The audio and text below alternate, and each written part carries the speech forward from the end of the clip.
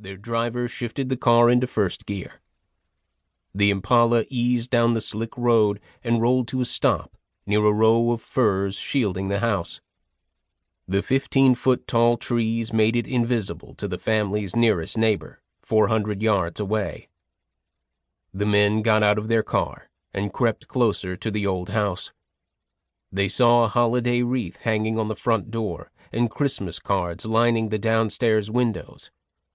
It took them fewer than 10 minutes to cut the outside phone wires, disable the 2 cars parked in the long, winding driveway, unscrew the metal frame from one of the side porch's locked storm doors, and slip inside unseen.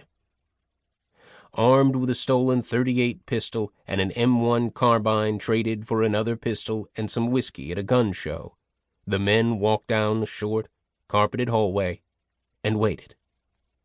One of them, who had broken into the farmhouse 2 months before, stepped past the Christmas tree with open presents still under it, in search of anyone who might be up.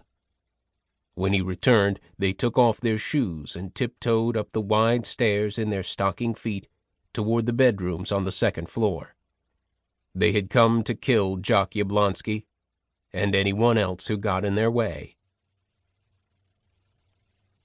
The Yablonski murders are the most infamous crimes in the history of American labor unions.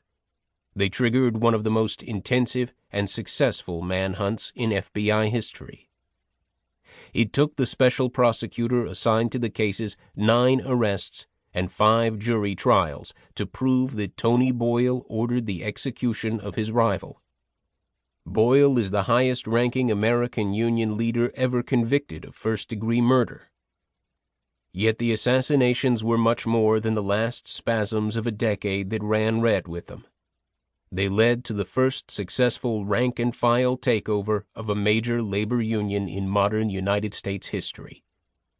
3 years after the murders, Yablonski's followers transformed the UMWA into the most democratically run union in the country.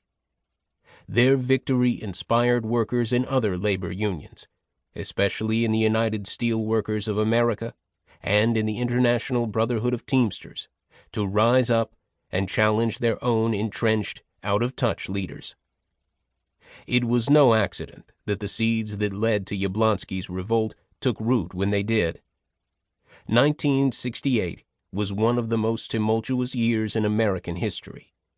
By then, the country's streets were on fire, and its social fabric badly frayed.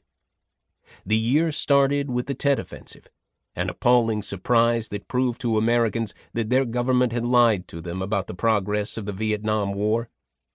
It ended with 78 coal miners killed in a fiery explosion on a cold, windy morning in West Virginia.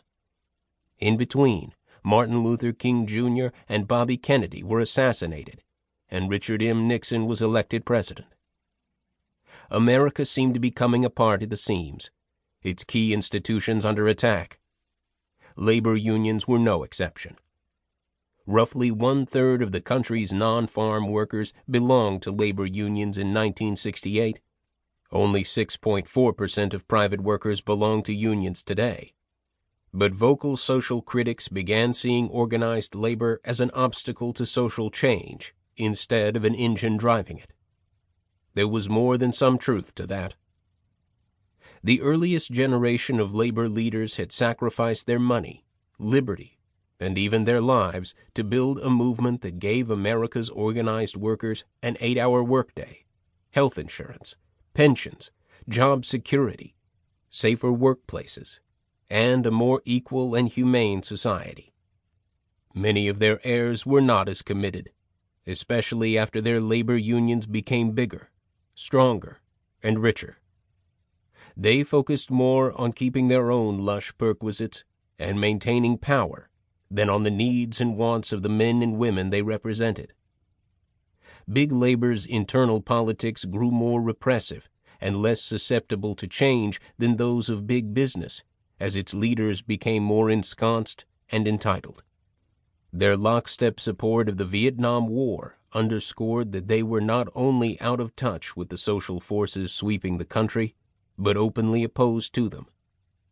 Yablonski, a longtime union insider,